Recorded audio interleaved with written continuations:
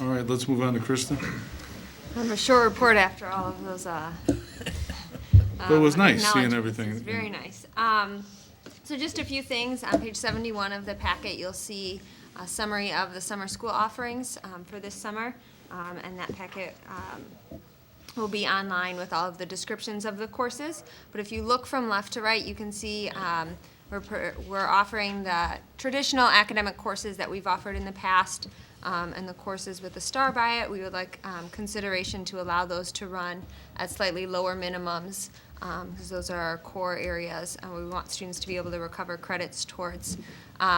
Looking at academic workshops, most of those are bridge to AP courses for students, and we, last year, several of these did not run due to enrollment, so we have revised them and shortened them a little bit, and also plan to increase communication to encourage more students to sign up.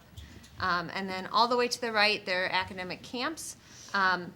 And these provide students opportunities to explore several different areas. And a lot of those offerings are new this year, so we hope that that will encourage some students to sign up for those as well. A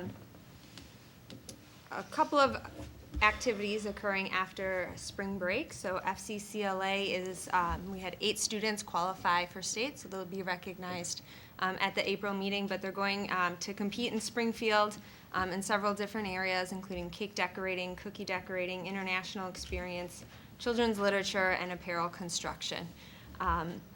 Also, we have the Day of Service coming up that the PTO is organizing on April 25th, and they were here all last week, and they had Chromebooks out in the cafeteria to get students to sign up electronically this year, and staff as well.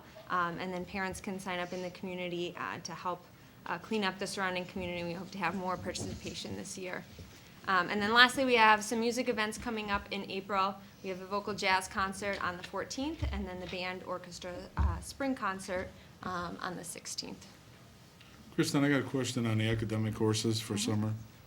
Well, is there any chance that you might offer a different class if you see that, or these are the classes you're going to go with? Or These are the classes in terms of the academic courses that usually have the highest need that we would run.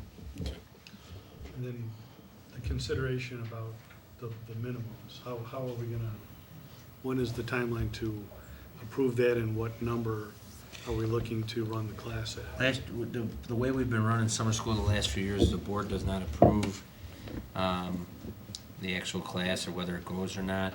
As we've, 2 or 3 years ago, when we were going through all the budget reductions and trying to balance the budget, we pretty much set it so that summer school would run cost neutral to the district. Last year, we brought to the attention that there were some of these core classes that would not have enough students to meet the minimum, but would then hurt our board goals of trying to have students on pace for graduation and trying to have students on pace for the ACT. So the board just gave permission last year that in some of the core academic areas to go ahead and run them if there was, considerable amount of enrollment. And students begin signing up for these April 1st. It goes all the way through May 25th. So we try to target the students who failed a course first semester to sign up right away, and then the other students who are not performing well to sign up closer towards May 25th. We gave the board, I think, back in September or August, the historical of enrollment for summer school. Yes, we give an annual report after summer school of. So why don't you just to refresh the board, we can maybe bring it at the next meeting or your April principal report, just show them historically how many students signed up for those classes and what we kind of had to cover out of pocket to give them an idea of what that expense would look like. Okay.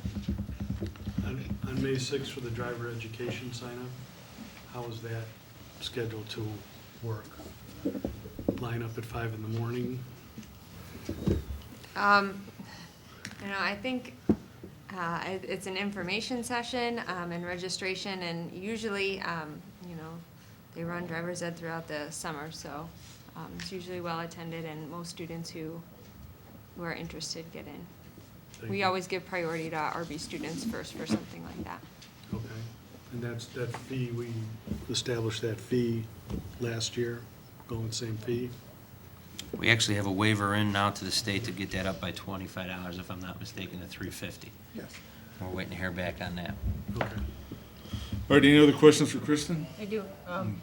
Kristen, if a student were to not pass one of their core courses on the second semester, would they still be able to get into one of the summer school classes? Yes, absolutely. Okay, it's a little like, okay. All right,